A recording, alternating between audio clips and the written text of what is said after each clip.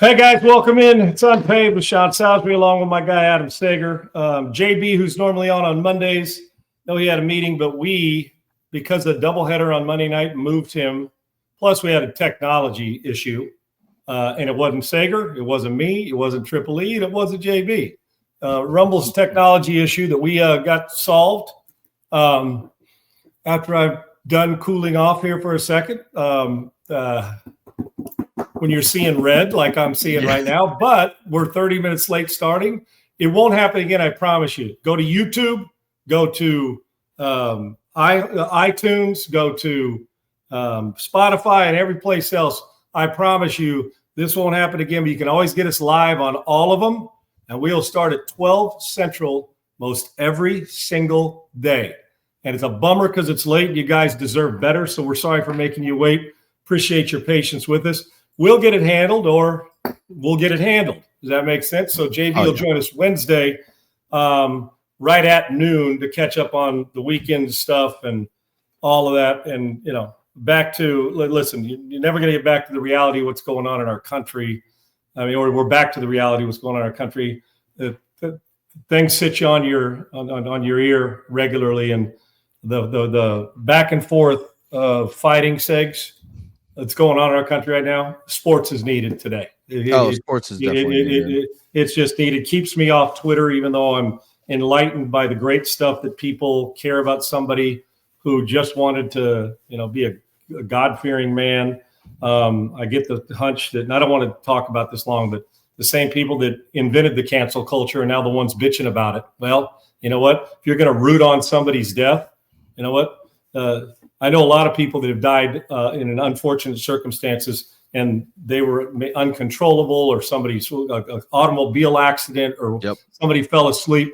But this was controllable, and unfortunately, nut jobs think this is funny, and there's nothing funny about losing Charlie Kirk. And we had a great show. If you missed it, go back, and it was last week. Go back and check it out. It was a tribute to him. So listen, the day, and JB had mentioned to me that, you know, people that you've had friends with 30 years because you may support Charlie Kirk, but if you don't, losing friendships. People are, they have gone absolutely haywire. And to root on somebody's, that they're dead, to me, I'll never, that's a bit of evil I don't get, because I know that nobody deserved to die like he died.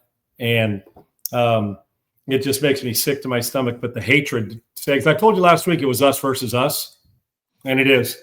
It is. It is. It is us versus us, whether you like it or not. I've never seen a time that it's just awful.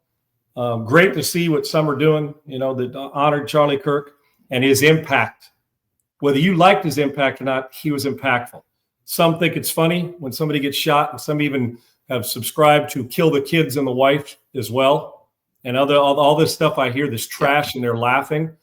It makes me sick to my stomach, but I'll just say this in a good way. Charlie Kirk was a difference maker. God bless his wife and children and all those who supported him, and those that don't.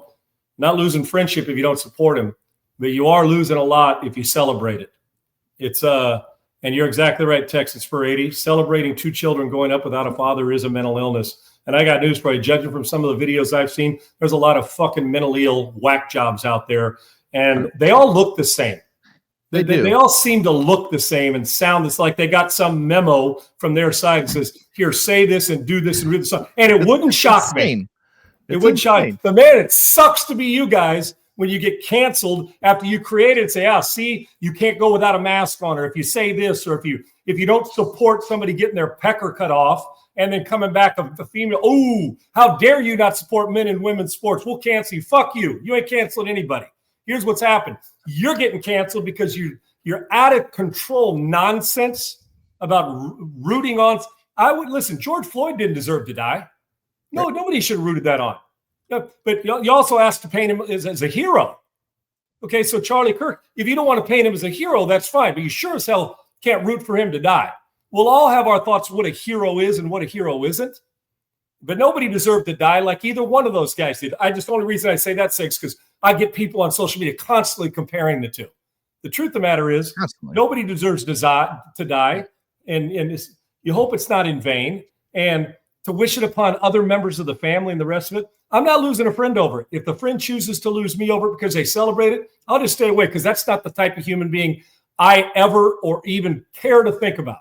Okay, Eric, if you're rooting that on, you can have a lot of differing opinion, but that violence you're rooting it on and laughing like you got the devil in your soul, I got a real problem with it, Segs. And if you got a problem with me because I think Charlie Kirk's a good man that's got a good wife at home, now a good widow, and 2 kids that are going to be raised without the father. Listen, you could disagree without losing friendships, without rooting this on. The nut jobs. And don't bitch to me about you losing your job when you're cheering and you're worried about cancel culture when you invented the shit. Right. Man, same things that make you cry. Sit back and deal with it or shut your mouth. And if you don't want to talk good about them, I mean, what did your parents tell you growing up? Say you ain't got nothing nice to say, don't say anything at all. Enough. And there's Republicans that are nut jobs too. Don't be 100%. It's on both sides. But at no time in my life, regardless if I couldn't stand somebody or disagree with them, do I want somebody to die like Charlie Kirk did or like George Floyd did.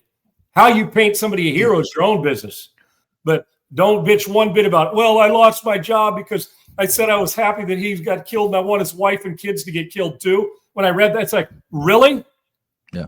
Well, freedom of speech. It's freedom of speech, but they're paying you. Freedom of speech under their umbrella. Okay. Right. So if you're dumb enough to do it, then your dumb ass should be sitting at home looking for another job. I have zero sympathy. Zero.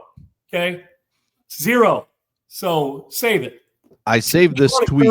Always will be. Yeah. I saved this tweet just in case this came up in the show. And there was the NFL on Thursday night put up something in that game, and I'm blanking on who the 2 teams were Thursday night, but they put up a remembering and did a moment of silence. Wasn't it Washington and Green Bay? Yes, Washington and Green Bay. And they put up a moment of silence, did all that, put them on the big board, and then the NFL told all the home teams this weekend, it's up to you for Saturday and then tonight's games. And we had 5 teams chose not to honor Charlie Kirk. It was Detroit Lions, the Indianapolis Colts, the Cincinnati Bengals, the Baltimore Ravens, and the Minnesota Vikings. Every single one of them honored George Floyd back when he died with a moment of silence. So, I mean, it's just, we talk about, you say free speech like they all want to say when they lose their jobs and everything, but it's a business decision for that person, and it can affect their business if someone sees you say it and they know you work in that company, and then they say, okay, well, I'm not giving my business to that company if they, employ somebody with those kinds of crazy thoughts. So it's just insane to me. It's maddening. You can think that way. What's there it is. Yeah. Listen, the baffling point of, gosh, I lost my train of thought, was thinking about what you were saying about companies. I mean, you reserve the right to say whatever you want, but if you rob Peter, you better be prepared to pay Paul. Right. If I have a company and you're working for me and you spew that stuff, if you're different of opinion, you don't like Charlie Kirk, that's fine. You keep your job. Yeah. But if you want to go out there and root on somebody's and celebrating somebody's death, there's nothing. I will get rid of you. I will flat ass get rid of you because it just has no place, and you're affecting the bottom line for somebody else when it comes to this. When it comes to it, and I just don't get the. I guess for the hatred for all of us that go with. A guy got shot in the neck and people cheering it on. I just don't. Now listen, the NFL. Are we going to get a sign in the back of on a basketball court that says no political hate? Okay, George Floyd didn't deserve to die. Sakes. Now I don't look at George Floyd as a hero. I'm sorry, I just don't. I don't look at him here, but I damn well know he didn't deserve to die the way he did.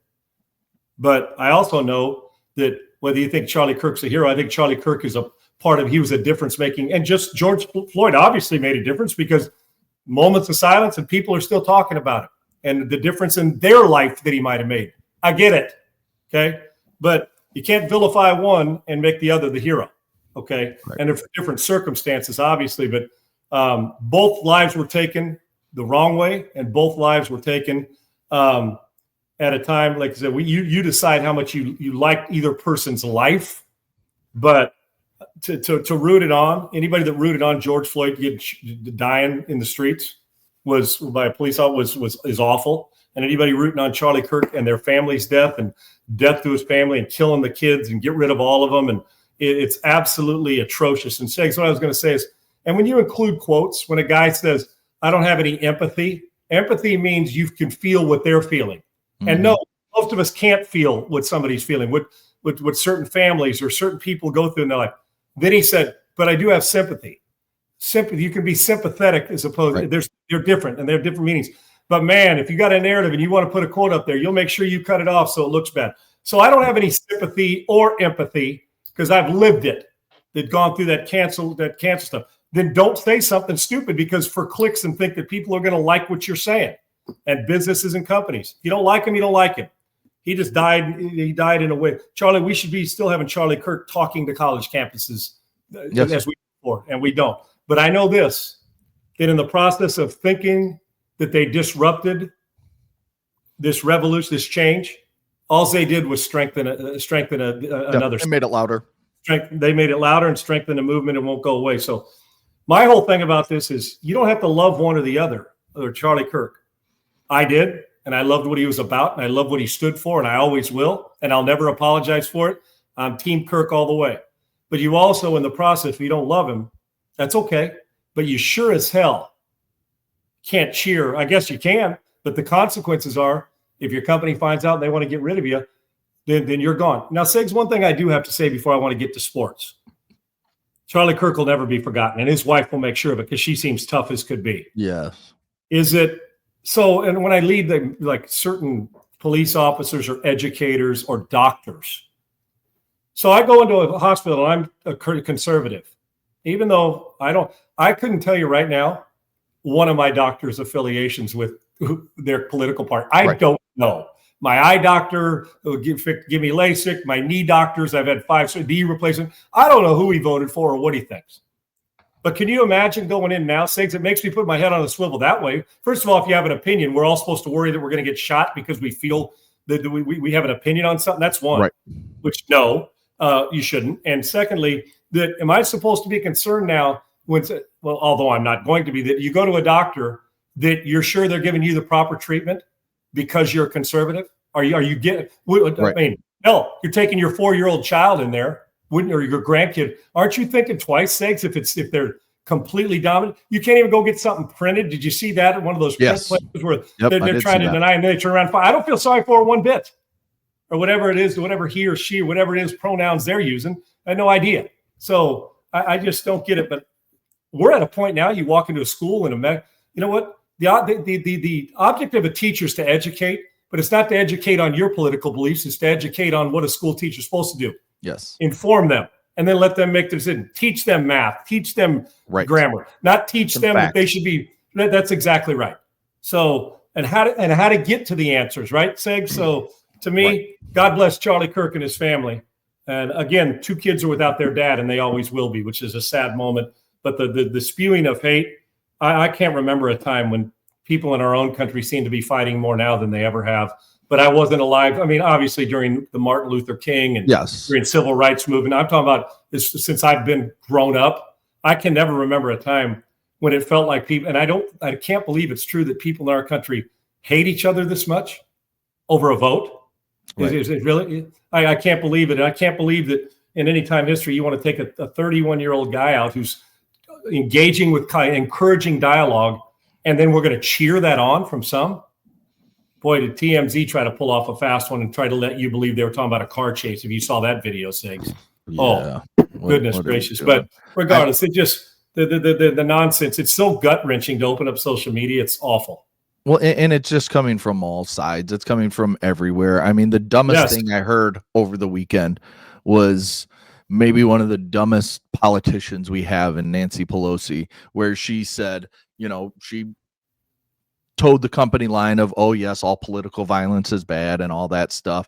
And then there's a but. There's always a but. Yes, there's always a but. And someone asked her about the rhetoric from the left, that did it cause anything? And she said, oh no, we can't control what's in people's minds. So the rhetoric should have nothing to do with this, because us as politicians, is what she meant, that we can't control what people think after what we say, even though they've spent the last 10 years or so, just trashing Trump and his followers and other conservative politicians for their rhetoric towards, but yet it's okay if you call us that believe in Right. Trump and are on the conservative side Nazis, or you call Trump Hitler multiple times. Like, Segs, if you eat it's peanut butter and amazing jelly, to you're me. racist, right? If you, Yes. no matter what you do, if you disagree with somebody, it's a race related. That's what they've let you to believe, and you're exactly right. Well, the rhetoric, and you know what you'll see on these national shows with people saying, "What did you just say?"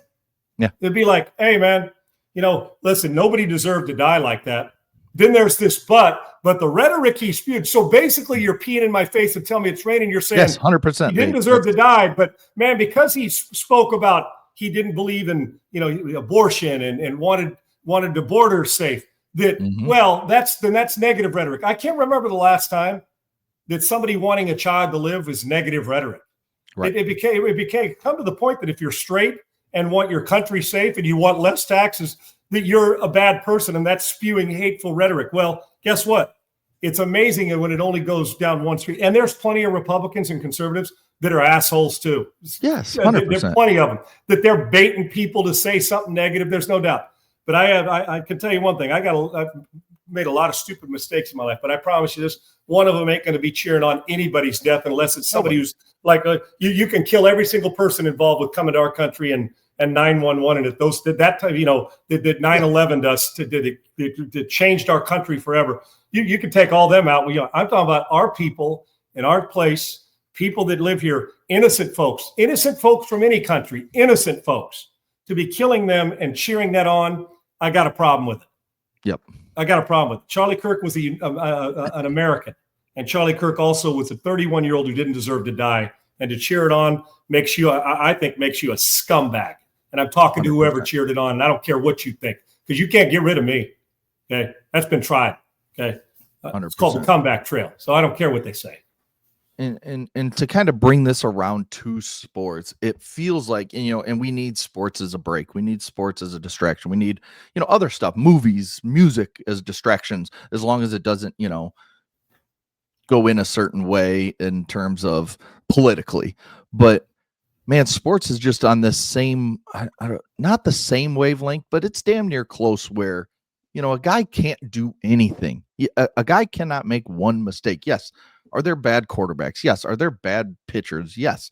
But damn, if one guy makes one mistake, it's like we're done with them. And that's the kind of country we've become we're living in. with all this shit. It's just the world we live in right now, where it's just it right now it's really, really bad in sports. I look at Twitter during games. Oh, Russell Wilson threw that pick. He's terrible. Oh, but then there's one guy, well, he threw for 450 yards and however many touchdowns and had them, in overtime against the Cowboys. So he's great. And then it turns into name calling. And it's just like, what are we doing? This is just sports. Enjoy what you're watching, and you could be a fan, but you can get upset with your team. You can get upset with a player, but everything doesn't have to be so goddamn personal. Yeah, I've never understood it. I don't know where this started to happen. I really don't. This isn't a self-righteous, holier than thou shit. We're all guilty of it. We all get caught up in this, which we shouldn't, of the nonsense that goes on with sorry, I'm just trying to turn my volume up. You guys know better than I do about this technology. With the nonsense that goes on, you're exactly right, Sigs. We've gotten, and it's not real life, but I'll tell you what, it's also as maddening and insufferable that sports has never been too. I'm being honest. It's awful. You're trying to watch a game. It's a complete beatdown. And you get to a point where you're trying to do this, and every day you're getting to the point, and social media has helped create this, and we've allowed it to where the likes and the ability to get paid are so tangible and so like you could cut it. It's right there in front of your face, that I think people are saying stuff and doing stuff that like anger sells, or nasty quotes or nasty word. It feels like all the nasty, maybe that's the way it's always been, that the more negative you are, the more it sells. Yet I don't know why we can't just go on and be critical of somebody. And that doesn't mean you hate them. Say that this guy, and it's okay if you speak. Listen, I don't think Russ Wilson's going to have the job long. I stand correctly. I still think that he's not a great starting quarterback. He had a great game yesterday and single-handedly kept him in it. And unfortunately, made a bad decision, a horrible throw that caught up to him, which has been a problem for him. But I'll tell you what, without him throwing like he did yesterday, they probably wouldn't have been in the game. So it was, and it's a bummer because he played pretty air-free football until the last part of it for them. And he did. And then the Cowboys have been questioned. They come down and win. But there's always a but at the end of it. I don't know why. Well, I got to cut him. Oh, this guy sucks. This coach. I mean, it's constant. And I understand all of our opinion, but when did we get to the point where you can be hardcore and in their face and eye-popping and wow, but you don't have to lose friends and hate somebody? And hell, sports now has become so combative that social media is for the most part now, depends on how you handle it. I just won't fight with them. I just got to the point I ain't fighting with somebody on social media, wasting my time, especially when it's somebody who has no idea what steps you've taken to get where you're at. I'll banter in a good way, but it's so maddening now. It just you watch the game, and you know what I'm thinking when I'm watching the game now? Oh gosh.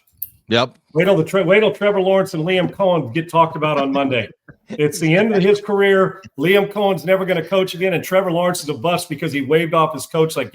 Now, there is something to that, but it doesn't mean their careers are both done. Okay, things could get fixed, but it's baffling to me. And that when you have an opinion, you're now getting killed for it or vilified for it, or now it's just become a fist fight all the time. And I'll tell you what, I get why coaches leave the business. I wonder when broadcasters are just going to say, man, I've had it. To go on and ban or just do your show and not engage with anybody, which I hate. That's why I hate. You can come on here and say you don't like Charlie Kirk, that's fine. But if you come on here and say you're rooting for his kids to be killed, that they'll get over it, then I have a bit of an issue with that because it just isn't. It's not sane, man. I guess we have become a sports nation and a society of insane. When it used to be great banter. Matter of fact, the greatest thing I've ever learned is through adversity or difference of opinion with somebody who I'm like, you know what? It's a great point. Not it's a great point, but you want to fight and break up or you want to fight and quit being friends. I mean, losing 30-year friends over you support one and they don't? What? That means no, you were really friends in the first place. But I'm just not willing to do it, and it's maddening. It takes away from the pleasure of watching Saturday and Sunday sports because you damn well know the negative part's going to sell for most. And I like a hardcore opinion, and it's okay to be critical, but I don't hate Russ Wilson because he threw a pick at the end of a game. Saints. Right. I don't wish him and his family to have a miserable time. Okay. I just think that they're going to struggle all year long, and the Cowboys came through. I mean, you could go all up and down the league in college football too. I mean, Arch Manning, they're booing him now. Yeah. He and you know what? Some of his play deserves booed, which we'll get to. I get it, but you can't make a mistake in sports now. And I can't remember the last time any of us were perfect in our job, but it's become maddening. And at times there's people on there that make it insufferable to even go on social media.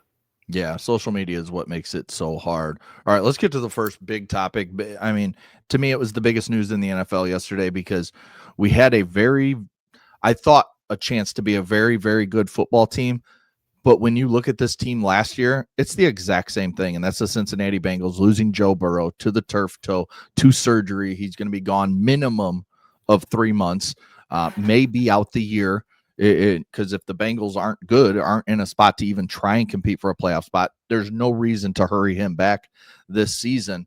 And it just comes down to, first of all, a defense that isn't nearly good enough and an offensive line that is downright putrid, maybe the worst in football year after year after year.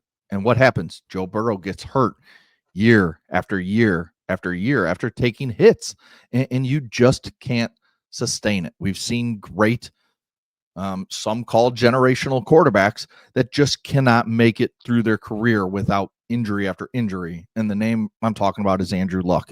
And it feels like that's the same situation. Now, does Joe walk away? I have no idea. He would be walking away from a lot of money. I'm talking in the next few years.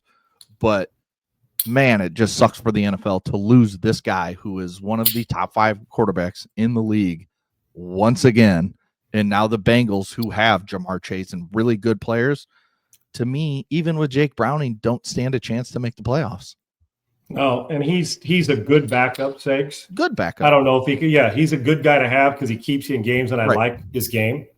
But I don't think he can sustain greatness at that position. I'm going to say this.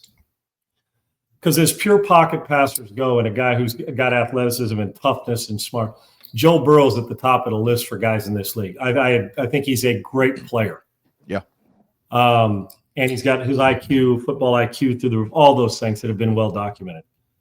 I'm afraid, and now Trout's got more MVPs and all that, but you see the similarities. I'm afraid, Segs. And the one thing that Trout hasn't been, he's played in 2 playoff games, Mike Trout, and in our generation, Segs, I mean, in the last 15 years, you can make the argument over the course of time, nobody's been a better player. The problem is we haven't seen it. We're now, if Trout plays 120 to 130 games, then we consider that a big year for him. And yet his numbers will say it because that's how good he is. Love Mike Trout. But he played in 2 playoff games. At least Burrow got to a Super Bowl, but that offensive line and defense let them down in that as well. Think about this, that we're in danger of guys like that of missing out on the best part of a guy's career because he's not going to be healthy. And I'm afraid we're not going to see him reach his fullest potential because we say it about everybody else, and we have to say it about Burrow too. That the best availability, the cliche is availability. Mm-hmm. And unfortunately, for whatever reason, poor line play, expectations, wrong place, wrong time, it sucks because he's such a competitor and a great player that I'm not sure we're ever going to see. We're not going to see Mike Trout's not winning a World Series with the Angels, Sigs. He's just not. No. And now we're starting to get along in the career. You're saying, when will he get the chance as a star? Not at 40 when he's not the same player, but a star to see him at his best on the biggest. We want to see Scotty Scheffler at Augusta. We want to see McElroy. We want to know, are you a choke guy or are you a guy that when the majors come up, you're playing your best golf? Same with in baseball or a pitcher. You want to be Andy Pettitte. You want to be that Pedro that you when the postseason there, you're Jack Morris. You're at your very best, right? Same thing with football. We want to see Mahomes in the Super Bowl. We want to see the best. We want to see what Lamar's like getting there. I'm not sure that you're going to see either, because as good as Burrow is, that defense and that offensive line for an organization that continues, hell, they invest in some players. I mean, they're paying their top-notch players some good money. Something's missing. And again, if you don't build your offensive line first, that's why Philadelphia is going to keep winning. They built the interior of their defense, that front seven, and then they built their offensive line. And if you're not responding, if Zach's not going to get responses properly as much, he's a good X's and O's guy. But if they're not going to respond and buy in, and the organization isn't going to start loading up there, then guess what they can do? Boom. They can just find themselves barely getting in or not getting in. And I don't think you're ever going to see them reach their fullest potential, because this is 3 months, Sig. So that gets them back with what? 2 games, 3 games, 4 games to go? Maybe. Yeah, maybe. At that point in time, they won't be in the playoff hunt. Right. Sorry to tell you. They won't. And then you don't. Browning plays out of his mind. Right. And then you don't rush Joe back. You just say, okay, you're going to take all off season. We're going to try and get this right, because they're not going to be able to fix their offensive line. So when he comes, you can't fix it during the season. Nobody's giving good offensive linemen away. They're just not doing it during the season. You have to, go into next off season, and that just has to be your only thought is offensive line. Like, they say don't just focus on one thing, but the Bengals have to, because that is what's holding them back. Yes, their defense is trash. Yes, their defense is not good. They have some players, but as a whole unit, they are not good. But you can't even worry about that right now. You have to keep Joe Burrow as healthy as physically possible, because he is good enough to lead you to a Super Bowl. He's proven along it. With He's Jamar proven Chase it. And T. Higgins, and now Chase Brown in the backfield, who looks pretty well. I mean, it's tough. So you give them 0 shot with Jake Brown to make the playoffs. I know. I give him a chance. Because the reason why I give him a chance, Sigs, to make the playoffs, Super Bowl, absolutely not. But the reason I give him a chance, he's efficient enough. He's just limited on the things that Joe can do. The problem is, I don't think you can just be efficient enough and have a defense and an offensive line like that and win. It was going to be tough enough on Burrow to do it. So can they? I mean, I started to look at we look at Miami. They're not very good. We know they are. Start to look around.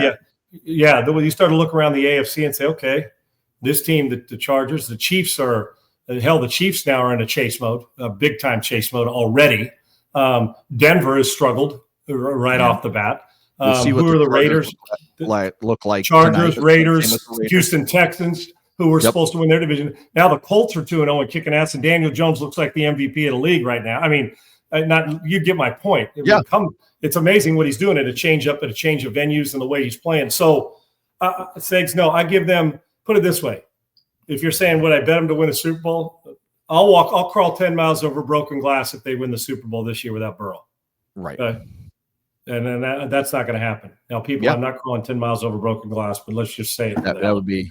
That'd be hard on your knees and hands. No doubt. No doubt. All right. You mentioned it. Chiefs fall 0-2, lose to the Eagles yesterday in a game that, as I was watching, I was just kind of bored. I mean, it was boring. First half sucked. It was just a boring game. I just found myself like looking at my phone and be like, oh yeah, the game's on. Like, and it was just one of those games that just never got going. We had I think it was 8 tush pushes in this game. And I'm sorry.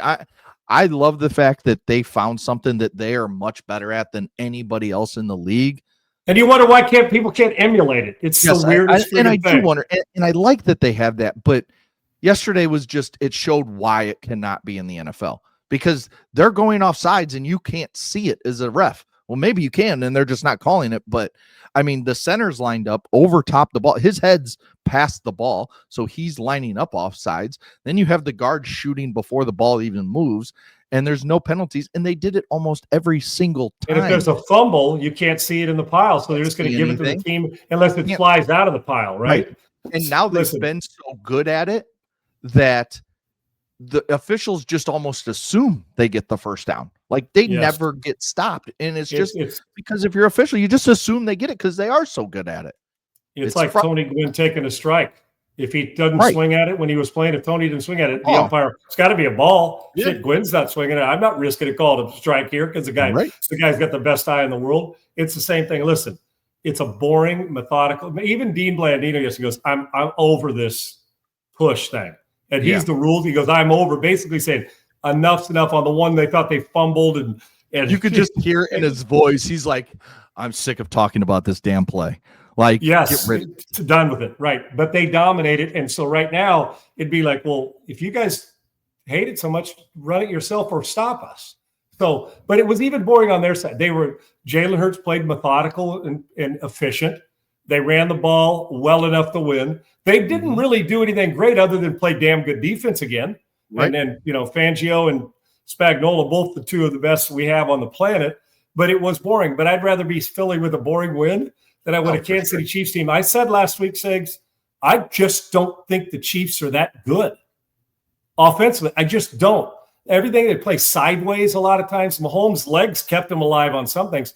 Catches that normally Travis Kelce has in the past were laid on the ground yesterday for what it was. Just wasn't his day. Now he makes a great play on the one catch, and then he's holding it out like a loaf of bread, making extra. He's still got that ability. But the simple things that they're so used to doing, they don't. And their weapons, I know with Worthy and Rice not there, but I'm not even sure with those two back that you're like fearful of the Chiefs offense. I know it makes them better. Anytime you lose two studs at wide receiver, I get it.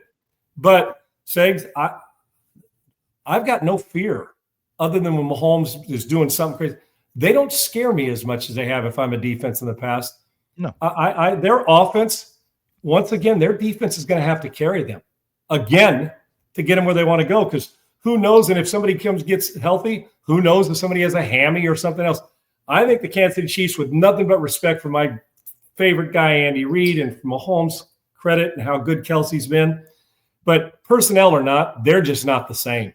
They don't scare you. They got to play a lot of sideways bubble screen short stuff football because it feels like they either can't get separation or they can't hold the ball long enough, which is odd to me. I thought it was a really, really weird game. The better team won, and the better team's the Philadelphia Eagles, and they've proven it twice now in the last 3 games. Yeah, they should get Xavier Worthy back hopefully this week. We'll see.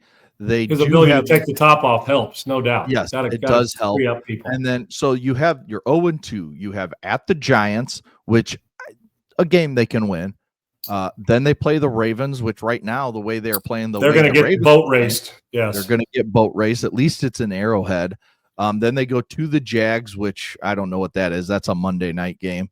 And then you have the Lions, who looked really good yesterday. So, and then you get Rashee Rice back. Then hopefully everybody's healthy. And then we can see what that offense looks like with the two big guns and Worthy and Rice back together.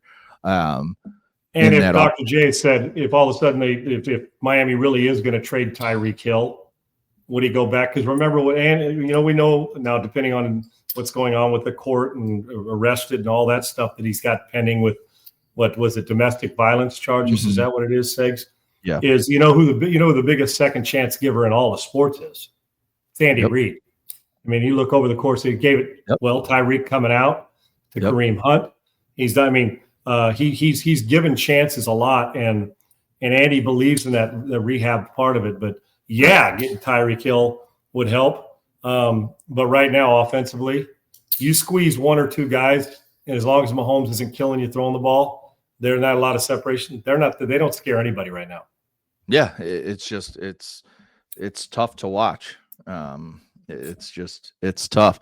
I talked about the Lions. They looked really good yesterday. Back to what we saw from them. Now, I hate to say it, this is a Bears team that's just not good. They're just, I don't know what it is. Dennis Allen has taken this defense that was solid last year under Matt Eberflus, and they couldn't stop anybody yesterday. They have zero pass rush, and the Lions took advantage of it, and they scored multiple times in a row. And if that's the kind of defense or offense you get from the Lions, even without Ben Johnson, getting back Aiden Hutchinson and some other pieces of that defense is going to be a lot better than they were last year. And they can really compete with a team like Philly in the NFC and Green Bay in the NFC. Think about how the narrative shifted in 1 week. Think about last week to this week, how it's changed literally damn near overnight. When you think about how in a close one last week, they end up losing it late and everybody's tripping. That was Minnesota, right? Yeah, it was a Minnesota game, correct? Yeah. Right. Last week it was Minnesota beat Chicago, correct? Yes. Detroit. No, Minnesota beat Chicago. Detroit. Yes. Green Bay, Detroit, but Minnesota beat Chicago. Yes. And just how the narrative surrounding the teams and with Detroit is their loss, where they looked like they couldn't move and they were dominated by the Packers. Yep. I'm thinking I got Ben Johnson because of his success against Brian Flores. That's the Chicago, Minnesota thing. But the Green Bay dominated them, and you're saying, well, these are the two best teams in division. Sure doesn't look like Detroit's one of the better teams in division, and everybody's tripping over Ben Johnson being gone. What's going to happen? Well, they get a little movement. They get a little momentum. They run the football better. Their offensive line gets back to down. Because we always give all the credit to Philly as the best offensive line in the league, but Detroit's been one of the best in the league for the last 2 or 3 years. They're pretty good, if not longer. So them going out and sending a loud message. Now, Chicago's got some work to do, Segs. I feel like they're playing two different games in the 2 games they played. I feel like they start and get going, and Caleb gets into a rhythm. And some of the throws he made early in the game, Segs, out cut to his left on time. I mean, and then remember what I said about hero ball? The scramble to the right and throw, instead of throwing it away, just throws one up and it gets picked, which leads to trouble. Right. I'm still having a hard time. I know how gifted he is, because he is. If you tell me he's not talented, then you're not watching. The guy is extremely talented, but there's something missing, Segs, from – it's almost like at times during a game, I feel like he checks out. Does that make sense? And I want to be wrong, but I just feel like smirking on the side. Like, I want to know, does he love this? Right. Does he love playing football, or is it part of the routine and act and getting paid? I mean, would he play if he wasn't getting paid? I know that you could say that about everybody. You get my point, though, right? Yeah.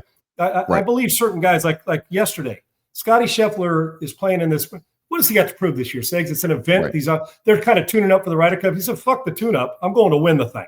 Yeah. And he didn't go there to tune up. He went up there to bury you. And I don't even think Scotty Scheffler probably knew what the winner's check was going into the tournament. No. Honest to God. And it's the same thing. As much as I like Caleb, I'm trying not to buy into the nails and all this stuff. But is there a leadership? Is Ben Johnson, are they going to be able to coexist where it's done? They're constantly on the same page. But the hero ball again, Segs, that's going to get him in trouble. And he did it again, because when he's just making plays and throwing on time and using his feet when necessary, the guy's a dynamic skill set. But there's always a lull in the game. Last year it happened, and now with the new coordinator, that I wonder, does he care? And I know that's not fair because I got to believe he cares. But something's missing from the talent to the result that I don't like. And I know it's still 2 games in, but that's a hell of a – there's a lot of guys that would like that gift, and I just don't know what I'm going to get from him every week on consistency, and can he play 4 quarters of great football in a row? And that's just what we're going to kind of have to wait and see if Ben Johnson can coach that into him as it goes throughout the year. Without coaching out his skill set, Segs, without his ability. You don't want to coach that out of him. Yes, because, I mean, you bring up that throw that he threw the pick on, that he overthrew Zacchaeus, and then they're at 3rd and 34 because, and this is part of his problem yesterday, in my opinion, the offensive line was garbage. Penalty after penalty after penalty, put him behind the sticks. So he felt like and then of course on top of it, the defense isn't stopping Detroit at all. So now he's thinking, oh, I got to try and turn this into a shootout at least. So now I am going to have to try and make some throws. But they were at 3rd and 34. 3rd and 34. Most of the time it's just a draw, right? Or it's just a screen. That's all you're calling, just to get out of the get out and flip the field to a punt. Yes, right. Exactly. But he scrambles out because he's immediately pressured, and he makes a throw that was a hero ball throw. He threw it 32 yards because Rome Odunze was about 2 yards short, and he threw it over 3 defenders right into Rome's hands, and then Rome drops it. So it's like, and that's where you kind of got to look at, you can live with some of the hero ball, even the mistakes, if it's 60 to 70% of the time he does that hero shit, that it works. Right, or that they're winning the games instead of losing them, Sigs. Yes, that's another thing. You got a couple play. Oh, he's just one of those guys. It's like if a guy strikes out twice in a game, but homers and doubles. I don't give a really rat's ass about the strikeouts. You get my point, and you're winning. Right. It's hypersensitive when you're losing, because then we go say, like Russ Wilson. People wanted to replace him last week, and I'm one of them. Say at some point you're going to need a new energy. He played with a different energy yesterday, and he played his ass off. But one throw and a couple decisions late in the game are going to have people saying, "Man, it's time to get rid of him." Now, I thought he played well enough yesterday to say, hell, he's never done that. But he's starting next week, right? Yeah, he didn't have any of the really bad misses, we saw in week 1. Until the last one on a stupid decision. Right. Yes, 100%. So when I look at that. That was the bad throw. Right. And I look at Caleb Williams, I'm thinking, the ability, and here's the problem, Segs, when you can make the throws that he made to Rome and he dropped it. Yeah. Then you know what you do the next time? You're going to try it again. Yeah. And I don't want to coach it out of him, but I do got to coach it, temper it a little bit, right? Just, dude, we don't have to jump off the cliff every time without a parachute. It's okay. Sometimes you'll land in the water. Sometimes you'll belly flop in the water. You know what I'm saying? You'll go all Harrison Ford in the movie where you jump off and jump down a waterfall and survive it, and they can't catch you, and you get to tell your story, right? So with Tommy Lee Jones. So with this, I'm trying to, and it's a great point. Texan Spur 80. He's a very talented, for sure. One of the more gifted players we have in the league is Caleb Williams. But the more it goes on, the more we're going to question, does he have playing quarterback and being a thrower and an athlete is different than playing quarterback and being a winner and having the intangibles that will you to victory. Segs, he's going to beat somebody by throwing for 390 this year and running for 65, and it's going to be great. And then he's going to lose making some silly decisions, and then we're going to question, well, look at his body language. I try to guard against body language because I think it's overrated at times, but it's not overrated when you're not winning. You know what I mean? So the question is, does he have the intangibles? I think you can argue right now the answer is no. But I don't think it's fair with another new coordinator until we see this one through. I think you'll get an idea, because Ben Johnson expects there's going to be, if this continues, still stupid mistakes during a game, Ben Johnson's head's going to explode at some point in time. Yes. Yet he also realizes that the talent that guy has, you can't sit him down right now. Although he's got to give you the best chance to win by making better decisions. And thank you, Mensch 5045. We appreciate the compliment. I saw an analyst. I don't even remember which one it was, but blame Caleb Williams for one of the plays where he escaped a sack by, Aiden Hutchinson basically rolled Braxton Jones right back into Caleb. And Caleb jumped like he was in his stance and jumped 2 feet forward, about 1.5 yards, to avoid Aiden Hutchinson and then escaped out of the pocket and wasn't able to make a throw to complete a pass. I think he threw it away, if I'm not mistaken. And they were blaming Caleb Williams for not just taking the sack.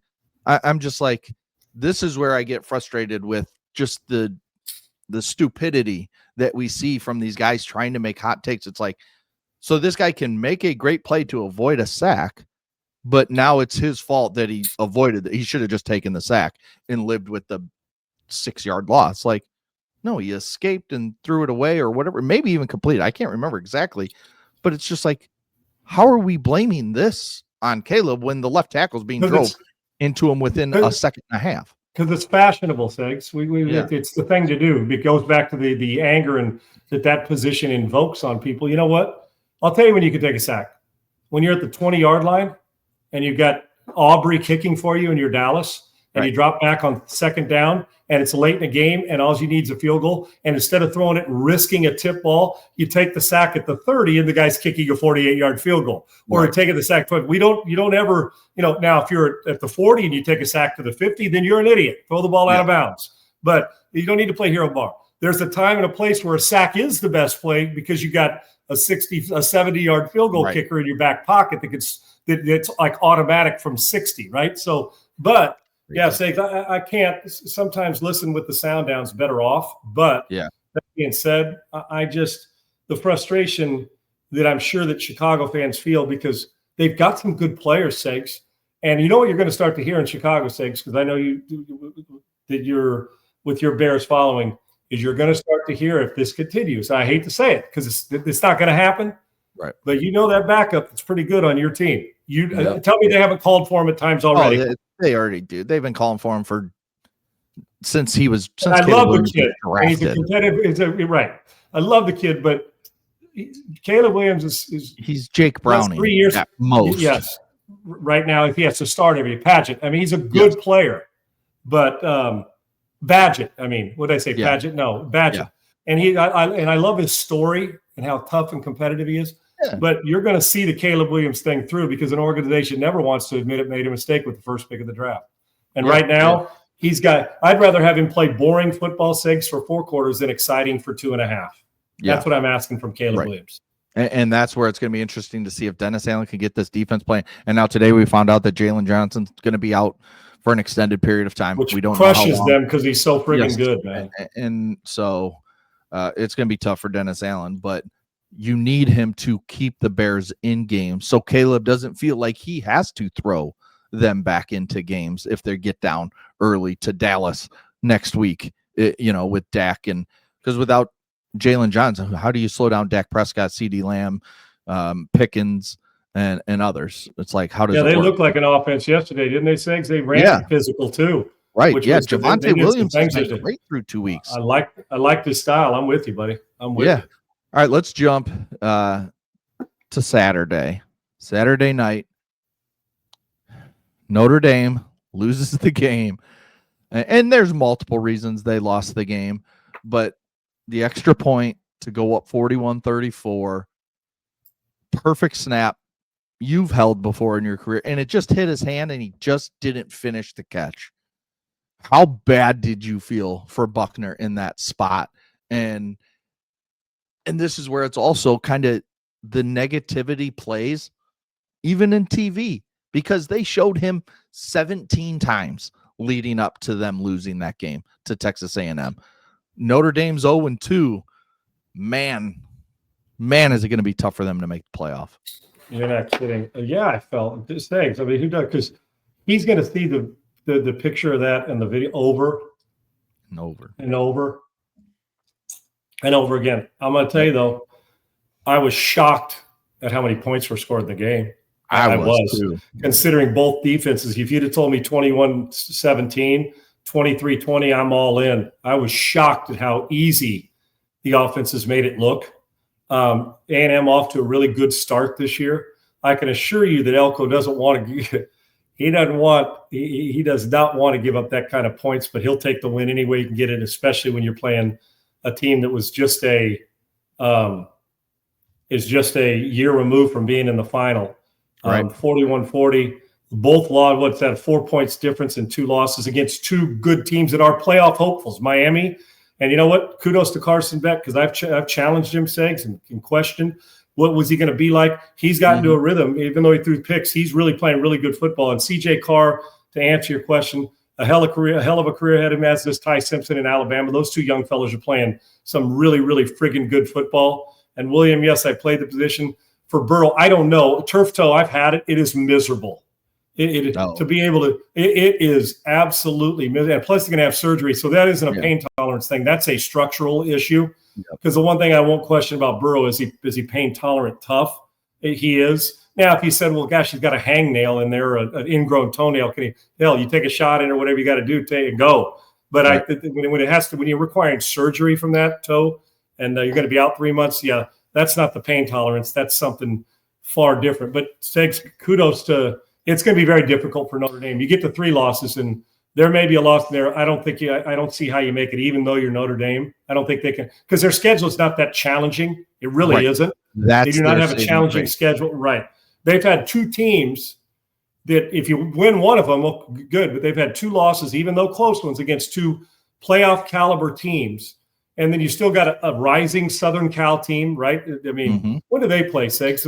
They play, I just had it up. They play November is always like the 18th of October, and that'll be in South Bend this year. So you have the schedule is favorable to them, and you look around the country how disruptive was. South Carolina quarterback, they lose. Lenora Sellers gets hurt, with his situation, and then you start to look at how Tennessee played, and oh my gosh. Played excellent football, and your field goal kicker lets you down. I hate playing. I just can't do it, Segs. I can't play if somebody's not been in a game-winning kicking situation. And I felt Tennessee's fans when I was watching their expression, dude. I felt talk about feeling a gut wrenching for them. Now I understand if you're the opposing team, meaning Georgia, you don't give a rat's ass about it. But they kind of did what Tennessee done. They left a victory on the table against a hell of a Georgia team that is physical, but Kirby even said it. He said Tennessee deserved. He thought Tennessee may have deserved to win the game. He said we thought they outplayed him, but his kids were resilient, didn't quit. A lot going on in college football, not the least of which Arch Manning's struggling too, Segs. But back to your point about the Notre Dame thing, it's going to be very difficult to run the table. Not schedule-wise. They should. They could beat SC too at home. I mean, they could run the table, but lose one more, and Notre Dame's not making the 12 this year, and you and I both know that. Yeah, let's talk about Arch Manning, because we talked about the Ohio State game where he looked really, really bad at times in terms of the mechanics of playing the position.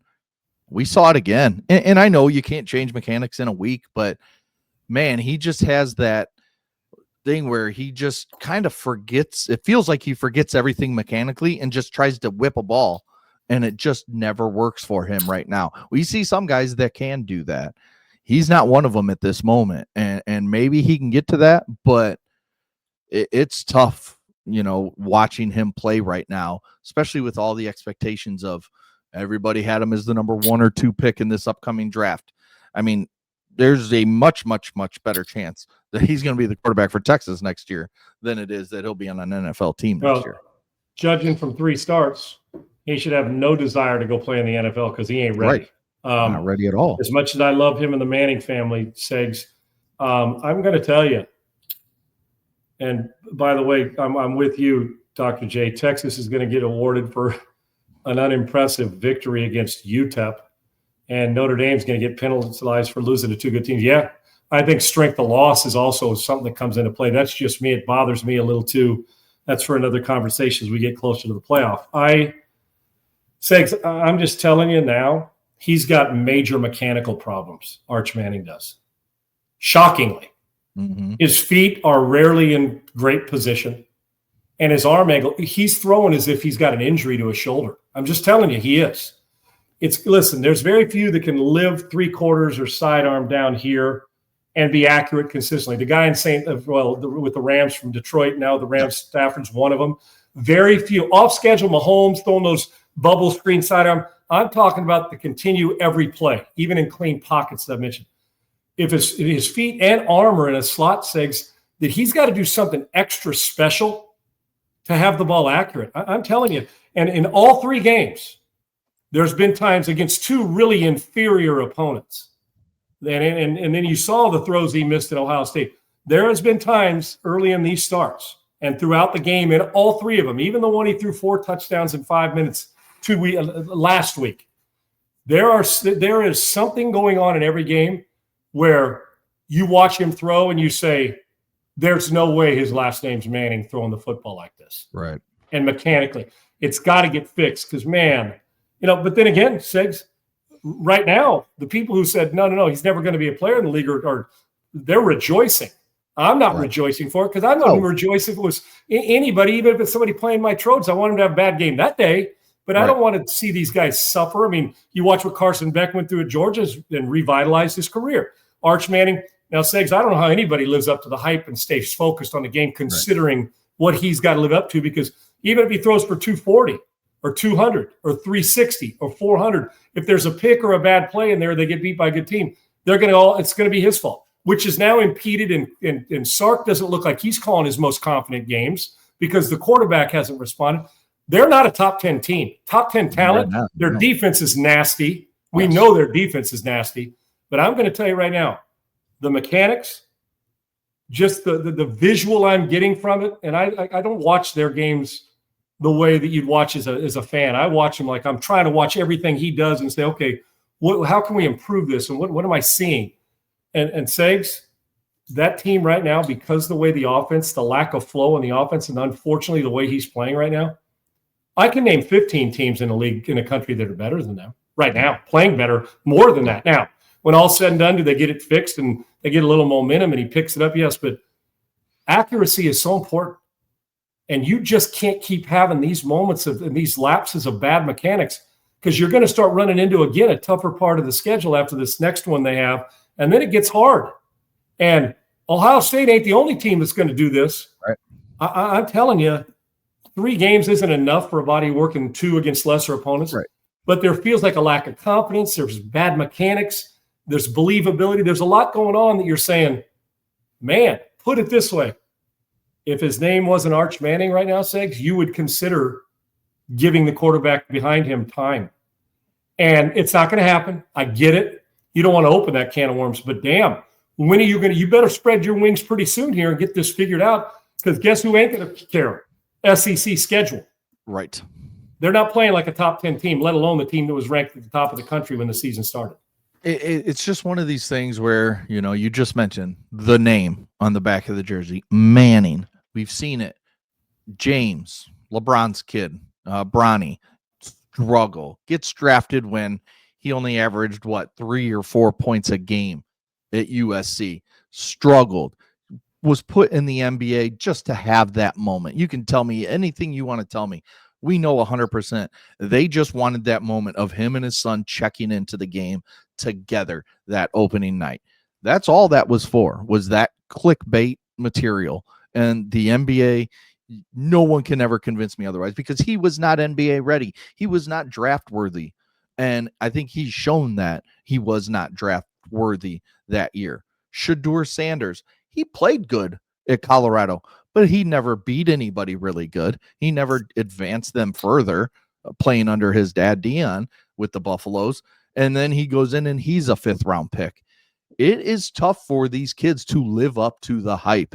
Now, yes, Shedeur made it harder on himself by all the dumb shit he said over the last few years, by, having all the cars, having everything that, wearing the watches on he made it a lot harder on himself. Well, he made it easy to criticize if you were not having success. Yes. Yeah. Bronny and Arch don't seem to do that. They keep their head down. They're just grinding away at what their craft, if it's basketball or football.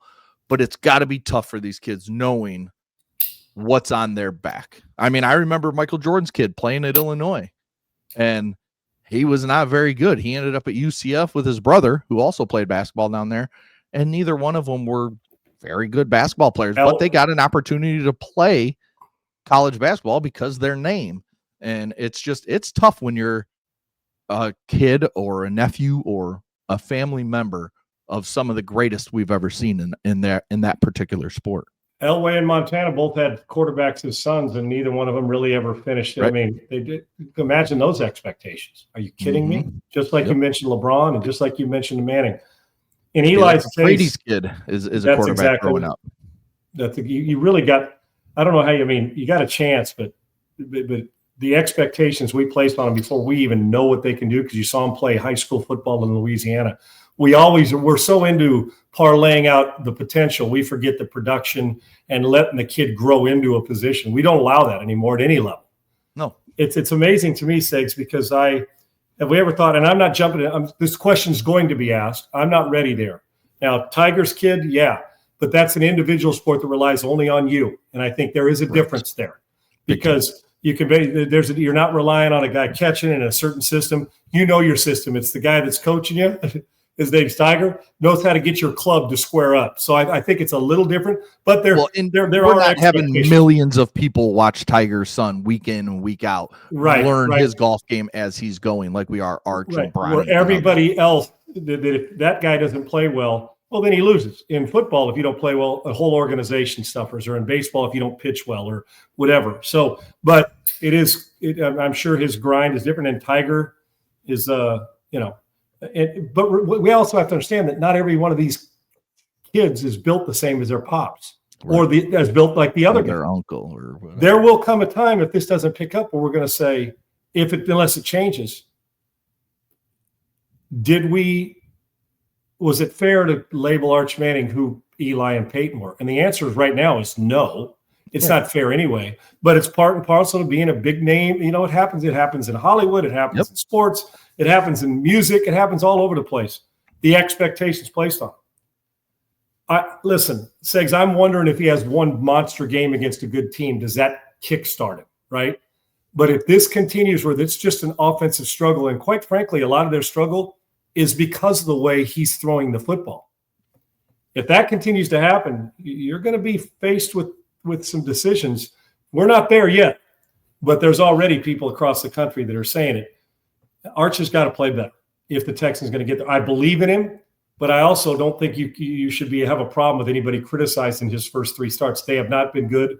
So whether it's confidence, for me, the mechanical flaws are blatant, and they got to be fixed. Yeah, you wonder how fast, because it doesn't seem like, from even on a Twitter standpoint, that we're seeing people calling for his benching or anything like that. But it's another loss to and I'd have to pull up their schedule to see exactly what they got coming up. But once they get into that SEC schedule, if they play in Alabama or Georgia or Tennessee or whoever, if they lose that game, and let's say they lose it by 2 touchdowns and he has a rough game, that is going to get loud as can be. Oh, yes. When it comes to Arch Manning being benched. And then Sark's going to be faced with he didn't transfer. He's here. You stick with him. He was loyal to you. You're going to be – he's going to face all those things. But even the wealthy alumni that love the Mannings, you know how that goes, man. You know how that goes. And before you know it, it's a great point. The Sooners – right now, the Sooners are a better football team than the Longhorns are. Yes. Because their quarterback right now is playing far better. And that Red River shootout, they call it the rivalry. It's still a shootout to me. Yeah, is coming, and it's going to be here sooner than you know it. So I pull for these kids that are going through all this. Then you think about how someone look what Vanderbilt did again.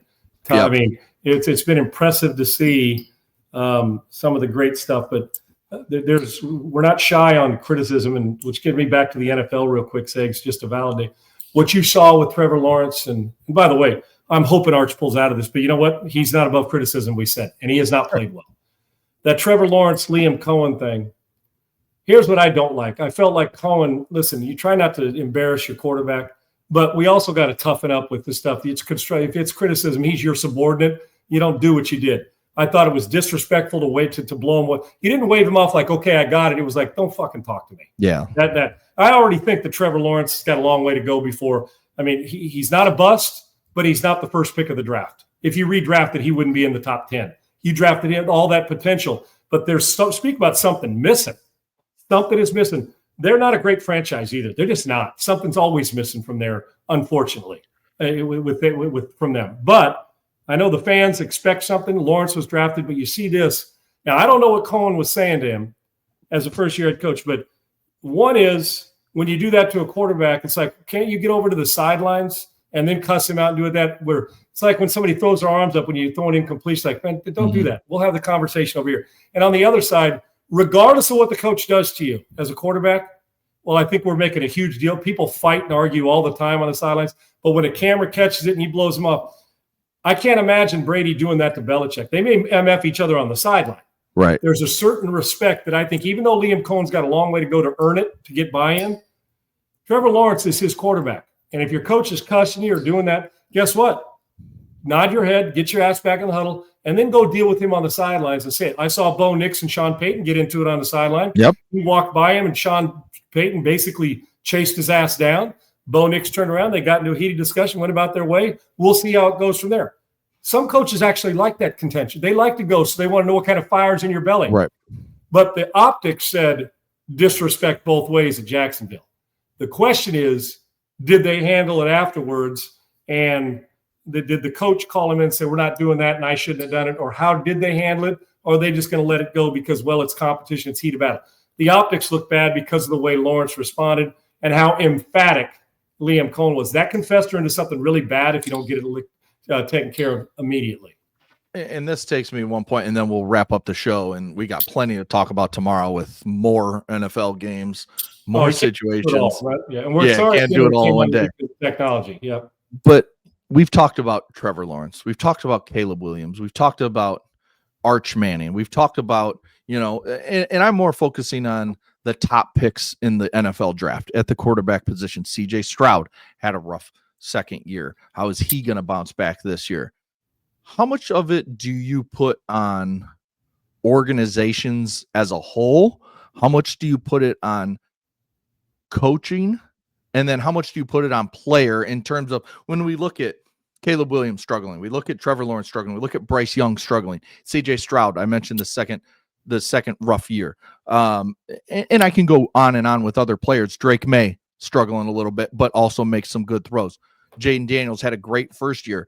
This year started off a little bit slower than I think even Washington fans would like to admit. But there's so many quarterbacks taken in the top 10, top 15 picks. Even go back to Mahomes was what, the 10th pick, 11th pick, whatever it was. And then Deshaun Watson was right behind him with Trubisky at the top. We've seen Justin Fields. I think with the Bears, we know that's an organizational thing. But that these guys are just not firing on all cylinders when it comes to, because we all know they have the talent or they wouldn't be top round picks. So how much, when you look at it from an organization to coaching to the player, how would you kind of pie that out if you were talking it in that direction? I think that at times an organization saying, well, they can bury you by not putting good players around you. Ask Joe Burrow. Right. Joe Burrow. That's from the organization. Example. How are you building this team around your key players? The proper pieces. That's where the organization, who the general manager is drafting, I'm putting him in the organizational part of it. Are you supplying them with players that everybody else knew? One thing we got to guard against at times is giving all these people who draft and organizations credit for always being experts. If that was the case, they'd never miss. They miss. We all miss, and they miss. The problem is when it's a quarterback, it's heightened. It sets your franchise back. A defensive tackle I can miss on. A linebacker I can miss on. Matter of fact, a lot of times the fourth round pick at linebacker, because he's hungrier, is better than the first round pick. Happens all the time. But the quarterback position is so dependent. Well, football is now dependent on the quarterback position, but in turn, you can see no matter how good they are, Burrow, Mahomes, no matter how good you are, that if you can't play it upright regularly, you are in trouble.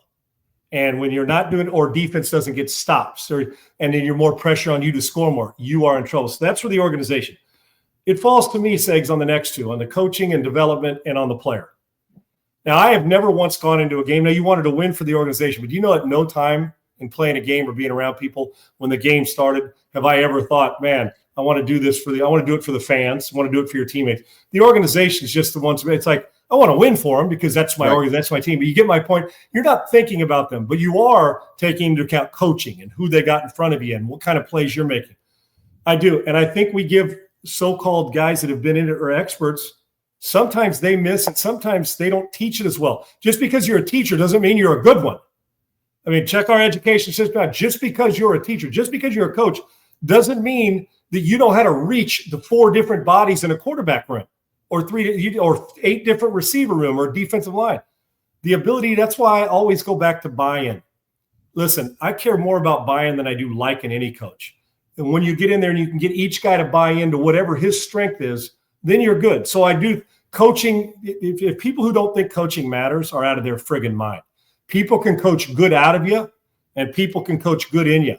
Unfortunately, that we don't see enough of it. Why? Because during the season, we're game plan heavy. We're not individual mechanics. And that's why it's so incumbent upon them, the players, to get their work in on the all the little things that allow you to react as opposed to overthink on Sundays. And I see some of these guys, I think Arch Manning's going through it.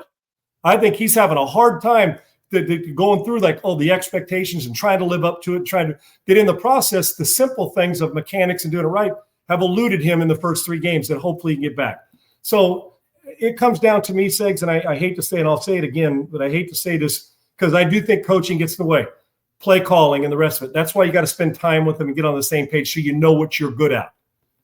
But for me, at no time in my life am I ever going to blame a coach for a bad decision by me. I'm just not. Now, Segs, if I'm playing with a coach and he says throw a hitch into cover 2, then the coach has got to go. Then he's just teaching bad football. I would hope that somebody's not that dumb to teach that.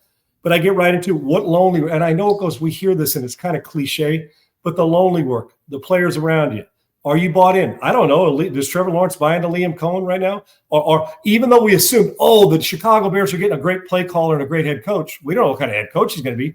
But are he and Caleb on the same page? Or how are they going into rooms? Is he? You get my point? So the development, I think our expectations are absurd in normal football. The guy's not ready. Even so, sometimes somebody comes in and plays good football.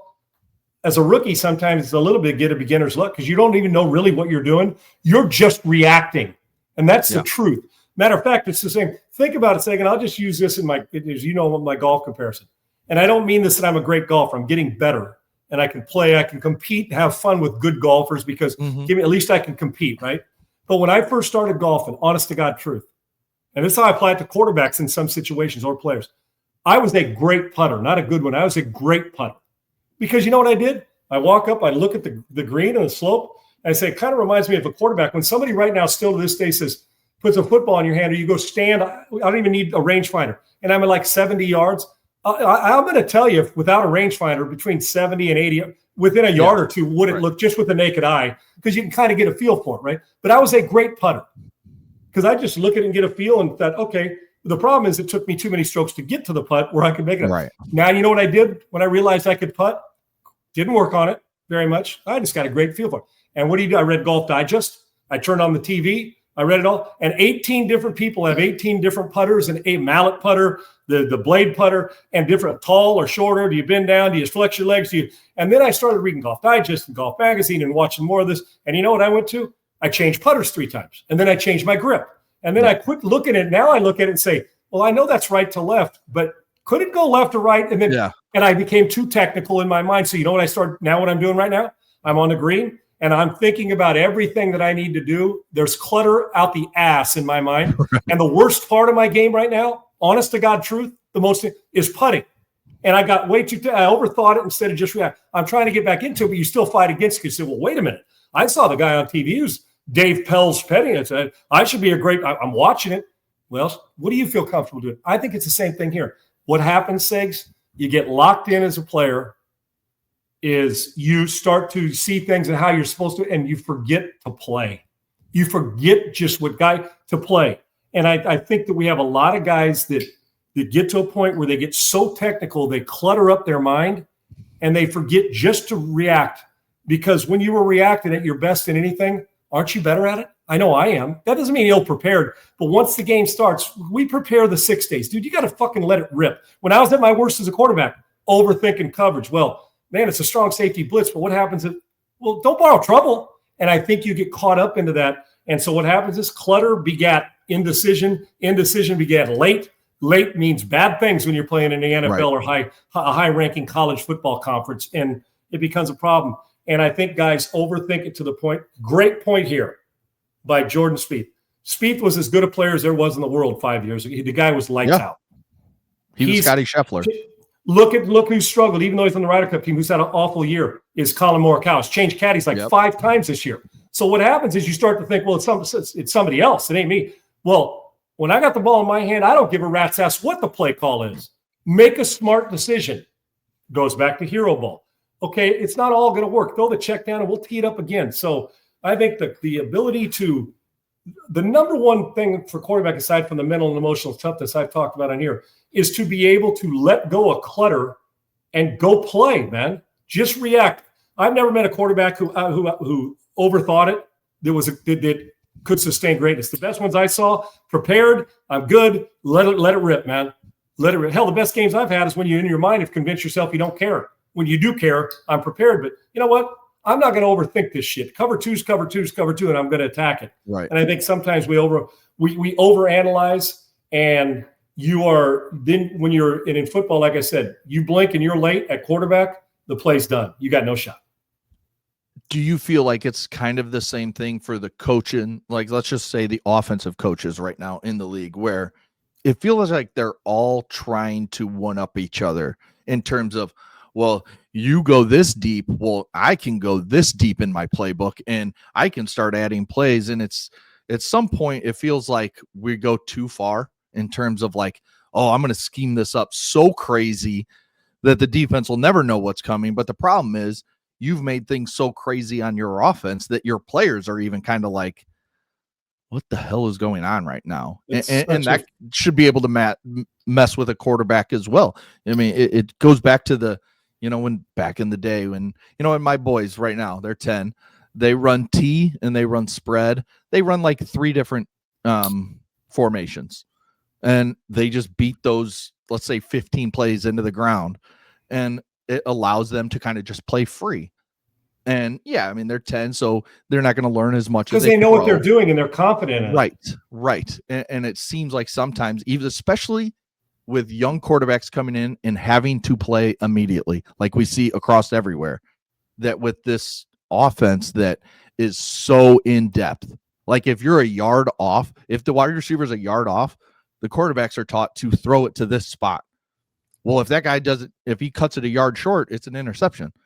It's just so technical. It feels like that it kills some of these young quarterbacks. Such a great point. Yes, we have. And if you're not mentally tough, you beat your confidence into the ground. Now, that's just part of the player. You got to listen. This is pro football. They don't have time to wait on you, but they still need to coach you. Mm-hmm. And I'm with you. And anybody that thinks that egos don't get involved with scoring more points or looking like Sean McVay or what Andy Reid, doing those things. I want to have an offense like them. And then coaches try to get too cute way too often. Double reverse pass on the 12. Sometimes it works. We saw over the weekend who threw the reverse pass. I think it was Detroit. Didn't they throw a touchdown pass on a golf? He pitched it back to the receiver. He came around through it. Yesterday. Yeah. Threw a touchdown pass in the end zone. Started to look like he was going to run, pulled it up, threw a touchdown pass. Yeah. So yeah, it does. And you try to get too cute. Well, I'm going to show them that I got that in my repertoire too, right? Yeah. 6. So it does exist, but and I think it exists more than we think it does. And I will tell you this, I've said it before, the mid-90s, the early 90s, the 80s, 90s Cowboys and 49ers. Norv Turner was my coached the Cowboys as their offensive coordinator, and Steve Young, my point is I've talked to people in both during that reign. Yeah. Emmitt Smith, he's been on our show, about what made him great. And do you realize what they were doing? The number one goal for a coordinator, if I'm coordinator, is to create mismatches for my offense, to make it look more complex to your defense than but simple to my offense, which means I'm a big window dressing guy. I like motion, and I like to motion a guy to see if they're playing man. I like shifts. We're not doing a whole lot. We're just a little window dressing, and bam, then we'll snap it. I like that. I like playing fast, and I like window dressing, not desperate, but urgent. But I do because I like to create that. And can we create it? Is we going to get a running back on a linebacker? Are we going to get, Nico Collins on a safety because we moved him inside one time? All those things that I'm trying to create. And that's the goal. And to find that matchup problem. The problem is if you overload it too much, your own guys will walk to the line of scrimmage saying, right formation, what's the route here? It happens, and it happens as a young quarterback. Let me tell you, most quarterbacks, Segs, I don't care what they tell you. They walk up to the line of scrimmage as a first-year quarterback. They don't have a clue what they're doing. Because in college and high school, they told them where to throw it. Now, dude, they rotate this way, you got to throw this way, but it's a 4 week, so be prepared for the side adjust. If we got it blocked up, I want you to make the back come on over to the left, protect on the left. Now we're going to throw the side adjust to the right because I want your backside protected. But if it's 3rd and 4, I give you the right to throw a hitch. If it's corners off, middle of the field closed. Middle of the field, it starts out close. They rotate the middle of the field open. Now a hitch doesn't work. So what am I doing? I work the inside hitch as opposed. It's the quick game in the gun, so it's catch and release. But under center, it's 3 without a hitch and throw it. And by the way, that rush end has been dominating my rookie tackle. He's got 3 sacks in the first half. And now my head goes right to him when it shouldn't. It should go to the right to the strong safety blitz. By the way, you still got to play football. Right. What the 49ers and Cowboys did is they about 10 or 12 passes, about 5 or 6 runs. But you know what they do, Segs? They dress it up with different guys running it, but it was the same thing. So their execution of it was natural. It became second. So when Aikman came to the line of scrimmage and you got trips and a bang post on the backside, one thought. First off, check and protection. Are they bringing an extra? They're not. Safety's cheated from the middle of the field to the right hash because they think it's trips. And Michael Irvin gets a skinny bang post on the backside with an outside leverage corner. Boom, touchdown. Yeah. And Aikman didn't think he knew pre-snap. I'm banging it there. Now, if they rotate, boom. I'm late throwing the backside to the front side dig, check down. 2nd and 4, we'll tee that up again another time. Because now, boom, boom, boom, out.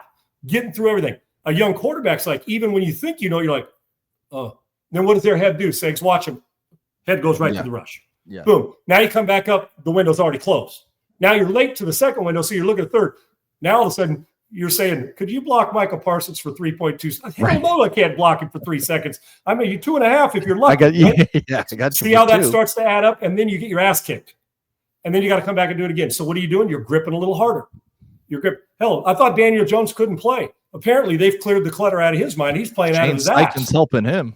That's exactly right. So what didn't work there is working so far 2 games in. So the number one thing about aside from mental and emotional toughness is get rid of the clutter. I'd rather run 8 plays 14 times a game than I would 57 plays and wondering if my guys understand the concept of what we're trying to get done. And when you clear the clutter, we all become better because all the guys who win the league can play. It's just, do you fit with the system? And to answer your question, organizationally, you give me good players.